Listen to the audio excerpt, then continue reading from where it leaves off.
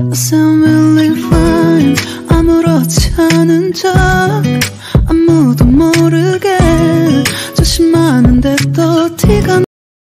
Halo Den. Iya Bi, ada apa? Tanya Kenzo di balik sambungan telepon tersebut. Aden sekarang ke rumah sakit Den, Nyonya Den. Hah? Mama kenapa Bi? Tanya Kenzo yang panik setengah mati dan langsung menyambar kunci mobil yang tak jauh dari hadapan. Lalu ia langsung bergegas menuju rumah sakit di mana tempat sang mama dirawat. Halo? Halo Den? Tidak lama kemudian sambungan telepon tersebut pun ternyata putus dikarenakan sinyal yang tak bagus. Shit, jangan mempermainkanku, ujar Kenzo yang membanting setir karena ia terjebak kemacetan. Lalu dengan cepat ia langsung memarkirkan mobil di pinggir jalan dan dengan segera pun berlari dengan cepat menuju ke rumah sakit. Langkah kecepatan berlari Kenzo pun bertambah. Dengan cepat ia pun berlari sekencang mungkin karena ia takut akan terjadi sesuatu kepada sang mama. Setelah sampai di area rumah sakit, dengan segera ia bergegas menuju kamar sang mama. Shit, gumam Kenzo karena sangat kesal kepada pelayanan rumah sakit ini yang hanya menyediakan satu lift untuk naik dan satu lift untuk turun. Sambil menunggu lift itu turun, dengan cepat ia menelpon seseorang, entah siapa itu. Bisa cepet nggak? Ucap Kenzo sambil berteriak di hadapan orang yang ingin keluar dari dalam lift tersebut. Semua bikin emosi. Ma, ujar Kenzo sambil berlari menuju kamar sang mama. Bi, mama kenapa? Tanya Kenzo yang melihat sang mama sedang ditangani oleh dokter yang sedang memasangkan alat bantu pernafasan. Tadi Nyonya nyuruh Bibi buat beli buah. Terus gak lama setelah itu ada suster yang berlari menuju kamar Nyonya.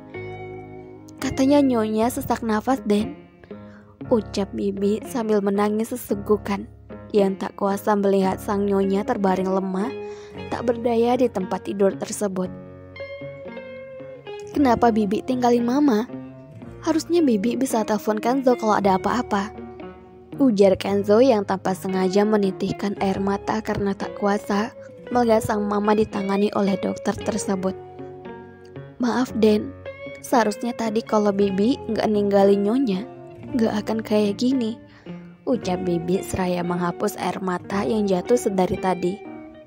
Udah Bi, gak apa-apa, balas Kenzo dengan nada menenangkan agar tak berlarut dalam kesedihan.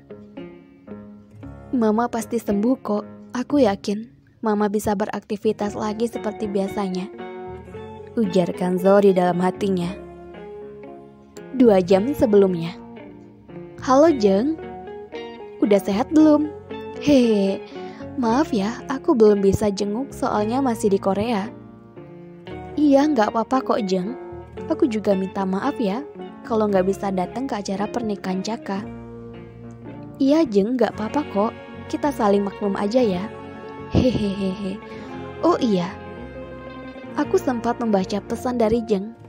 Apa benar anak-anak kita menjalin hubungan spesial? Maksudnya Clarista dan Kenzo?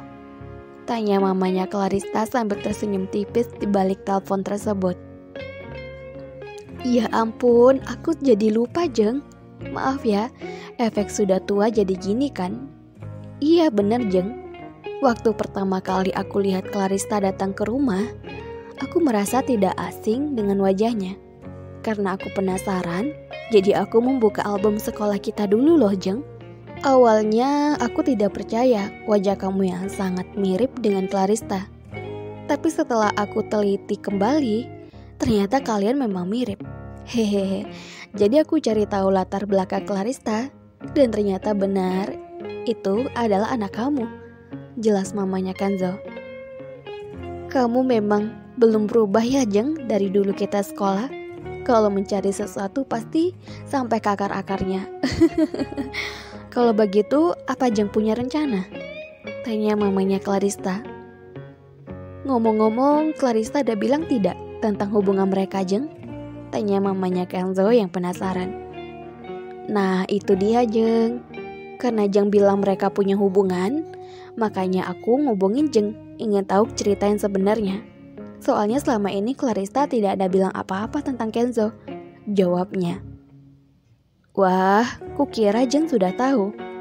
Berarti Jeng juga belum jumpa dengan Kenzo? Iya Jeng, aku baru tahu itu pun dari Jeng. Aku sih punya ide Jeng. Bagaimana kalau kita jodohin mereka? Lagi mereka juga sudah saling kenal. Apa Jeng setuju? Sebenarnya aku paling anti yang namanya perjodohan Jeng. Iya sih Jeng, aku juga sama. Tapi daripada nantinya terjadi yang gak kita inginkan, lebih baik kita jodohkan saja mereka. Apalagi mereka sering jumpa dan bepergian bareng. Soalnya Kenzo adalah atasannya Clarista Jeng.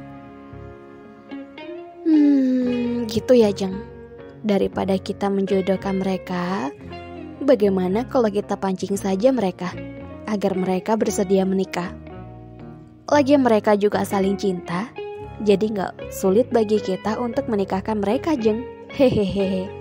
Jelas mamanya Clarista. Ide bagus tuh Jeng. Kalau begitu Jeng harus berusaha untuk mendapatkan pengakuan dari Clarista ya. Kalau Kenzo gak usah khawatir, sudah pasti aman. Tinggal di Claristanya aja lagi. Baiklah Jeng. Kalau gitu kita akhiri sampai di sini ya pembahasan kita. GWS ya Jeng. Banyakin istirahat. Nanti kita sambung lagi setelah anak-anak bersedia menikah. Baik Jeng. Sekali lagi aku minta maaf karena gak bisa hadir di acara pernikahan Caka ya. Iya Jeng. Santai, gak apa-apa kok. Udah dulu ya Jeng. Nanti kita bahas lagi masalah ini. Soalnya di sini udah malam. Hehehe.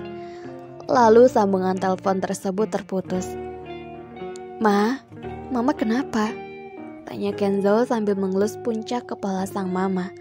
Lalu mama hanya menggelengkan kepala. Mama istirahat dulu ya. Kenzo mau ke ruang dokter Sansani dulu. Ujar Caka sambil tersenyum tipis. Lalu beranjak untuk pergi. Namun tangannya ditahan oleh sang mama, tanda bahwa ia tak ingin ditinggal oleh Kenzo. Mama kenapa? Kenzo cuma sebentar kok, janji. Mama mau ngomong sama Kenzo, ucap sang mama dengan terbata-bata sambil menahan lengan Kenzo agar tak pergi. Ya udah, mama mau ngomong apa? Balas Kenzo. Lalu ia pun segera duduk di samping sang mama untuk mendengarkan apa yang ingin dikatakan oleh mama. Mama pengen punya cucu nak. Tapi Kenzo belum nikah ma.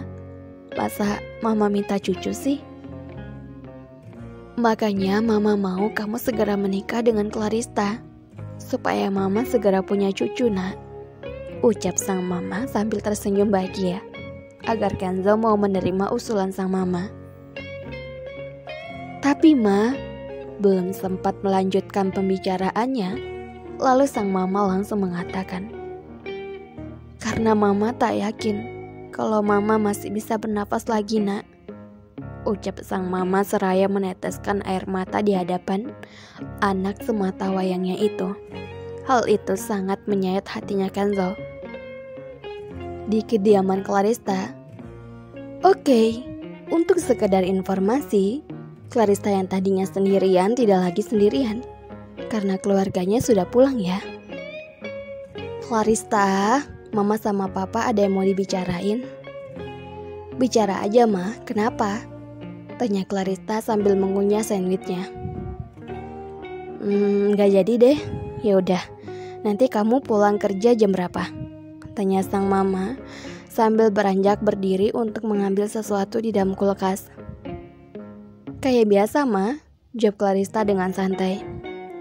Iya, kayak biasanya tuh jam berapa Clarista? Ujar sang mama sambil melirik tajam ke arah Clarista. Mungkin jam 8 malam ma. Ya sudah, Clarista pergi dulu ya. Assalamualaikum mamaku. Ujar Clarista berlalu sambil mencium tangan kanan mamanya. Iya, waalaikumsalam. Jangan ngebut ya Clarista, teriak mama dari dalam rumah. Gimana pak? Setelah mendengarkan penjelasan mama ragu mau nanya hubungannya dengan anak temannya mama. yang namanya Kenzo, atasan Clarista. Kita coba aja dulu mah, pokoknya mama usahain kalau Clarista harus mau memberikan pengakuan atas hubungannya dengan bosnya itu. Itu akan mempermudah kita mah, daripada kita menjodohkan mereka. Papa ke kantor dulu ya mah, sore nanti papa pulang. Assalamualaikum. Iya pak, hati-hati ya. Waalaikumsalam. Ucap mama yang berlalu menutup pintu utama setelah mengantar sang suami ke halaman depan. Setelah Clarista sampai di kantor, ia sama sekali tak melihat bosnya itu. Biasanya ia akan pergi berdua, namun tidak dengan hari ini. Karena sudah beberapa hari, Kenzo tak menghubunginya sejak ia kembali pulang ke Indonesia. Lalu dengan segera Clarista pun menelpon Kenzo, namun tak dijawab sama sekali dengan Kenzo. Ada apa dengan dia? Gumam Clarista di dalam hati. Ia tampak bingung kenapa dengan Kenzo. Tidak biasanya ia tak mengabari Clarista, bahkan sudah lebih dari 3 hari mereka pun lost kontak. Mungkin dia sedang sibuk kali ya. Lalu Clarista pun beranjak masuk ke dalam ruangannya. Karena ia satu ruangan dengan Kenzo, jadi ia tahu kapan Kenzo akan datang. Tak lama kemudian Clarista pun segera menyelesaikan beberapa file yang sudah ia tinggalkan beberapa minggu. Dan kemudian dari arah pintu Kenzo pun datang, namun tampak raut wajah bingungnya. Seketika Clarista pun bertanya-tanya kepada dirinya, ada apa dengan Kenzo? Kenzo pun duduk di kursi kebesarannya. Namun, hal yang Clarista bingungkan, apa Kenzo sama sekali tak melihat dirinya? Tak mungkin bukan Kenzo mengabaikan Clarista. Apa aku tak terlihat ya? Tanya Clarista yang seakan-akan mengira bahwa dirinya itu adalah makhluk yang tak terlihat. WK. Tapi aku masih bisa bercermin dan kakiku juga bisa menginjak lantai ini. Clarista pun tak ingin ambil pusing. Kemudian ia segera menyelesaikan tugasnya yang tadi belum terselesaikan. Clarista, yang akhirnya Kenzo pun memanggil Clarista untuk memboyarkan suasana kikuk ini di antara mereka berdua. Iya baby, jawab Clarista antusias. Siapa juga yang tidak senang coba? Akhirnya Clarista dapat mendengarkan suara Kenzo lagi. Sekian lama ini mereka lost kontak. Bagaimana pendapatmu tentang menikah dan punya anak? Mungkin anaknya bisa 1, 2, 3, ataupun 10. Tanya Kenzo, sontak Clarista mengernyitkan dahinya. Siapa yang akan nikah dan punya anak sebanyak itu? Tanya Clarista yang kebingungan. Kalau misalnya itu ada di diri kamu, apa yang akan kamu lakukan sekarang? Tanya Kenzo. Aku, tanya Clarista dan Kenzo pun langsung mengangguk. Kayaknya aku belum siap untuk menikah dan punya anak. Kenapa emangnya? Tanya Clarista polos. Sedangkan Kenzo langsung menghela nafasnya kasar. Kekasihnya ini benar-benar tidak peka atau memang polos? Pikirnya. Aku sudah menduga ini. Pasti jawaban Clarista. Jadi bagaimana caranya aku menjelaskan kalau mama memintaku segera menikahinya? Apa dia setuju? Gumamnya bingung di dalam hatinya. Tidak apa-apa. Kamu lanjutkan saja pekerjaanmu itu, jawab Kenzo singkat. Suasana kembali hening. Kenzo tidak pernah berhenti menatap wajah Clarista secara diam-diam. Karena ia sangat merindukan Clarista, setelah beberapa hari ia tak menghubungi gadis kecilnya itu. Namun karena permintaan sang mama, membuat keadaan menjadi canggung. Terima kasih, ditunggu episode selanjutnya, bersambung.